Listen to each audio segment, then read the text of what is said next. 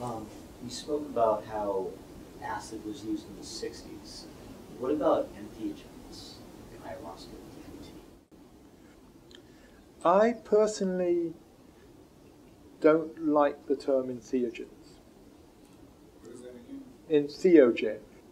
For the last 20 years or so, it's been put forward as the alternative word to sort of psychedelics, because psychedelics had that sort of hallucinogenic, mind-expanding 60s sort of feel, per se, and so people wanted a new term. So entheogen literally means, taking you into, bringing in the experience of God. Theo is God, so gen is to produce, so it's producing God, taking you into God. That was the root. So really saying these are things which have a spiritual value. I think that was the reason people started choosing a name.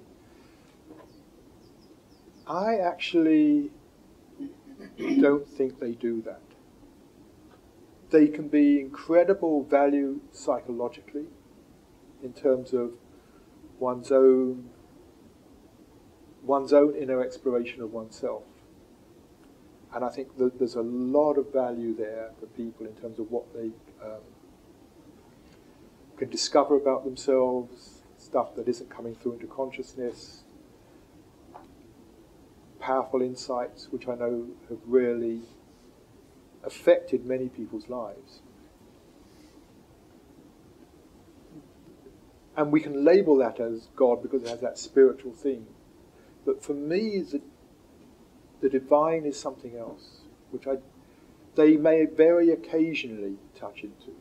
But I don't think, taking ayahuasca or something and you have this deep, maybe this really deep empathetic connection with nature, with other beings, or with deep insights into your own being.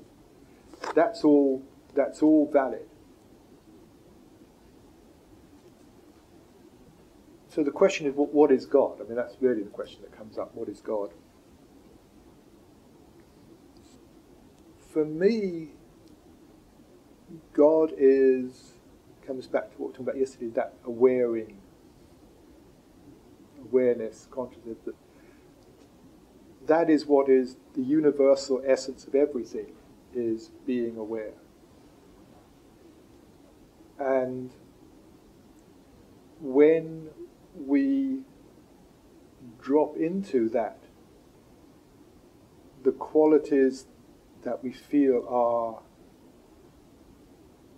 usually that sort of sense of ease, that relief, the sense of knowing it was there the whole time and how could we keep ourselves apart from it, a sense of love, compassion, truth, that like this is so obviously true. Those are all qualities we ascribe to God. God is love. God is truth. The peace of God that passeth all understanding, the forgiveness of God. And what I think has happened in our culture, in the now European American, but Western culture, is when in the past people have dropped into those states, the mystics, they inevitably translated that in terms of a monotheistic worldview. And so that seems to be a connection with God. It's like you feel you've been blessed by God, you've contacted God, there's been some relationship with some external being has been opened up, developed, whatever. But if you were living in a Buddhist culture and you had the same experience, you wouldn't talk about it in terms of connection with God, because that doesn't, in the original Buddhist cultures, but as it's been absorbed into other cultures, some would, but the point is you then translate that experience probably as connection with your own Buddha nature, which Buddha just means awake. So it's connection with your own awakened nature. So you wouldn't talk about it in theistic terms. So the idea of connecting with God in that sense as some being, I think is a very Western way of understanding spiritual experience within that monotheistic cultural background. The pure sense of connecting with God then for me is just that dropping back into your own essence, into that purity, that ease, that connection with your own being, which is coming back to just noticing the awareness, noticing being aware. That's the root of it.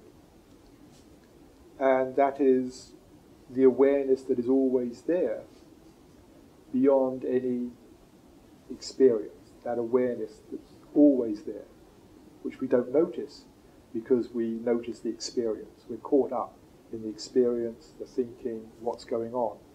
We never notice the awaring that's always there. Without it, we wouldn't be having an experience. And so that's part of the human condition, is we're sucked into the experience we're being aware of. And I think that is pretty true in almost all of those, what we want to call them, psychedelic and theogenic experiences. There is a fascinating new experience to be having.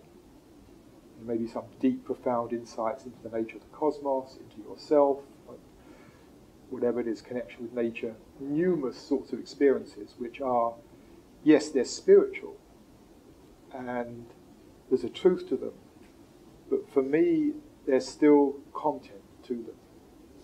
And it's not, occasionally it can happen that you drop back into just the pure awaring.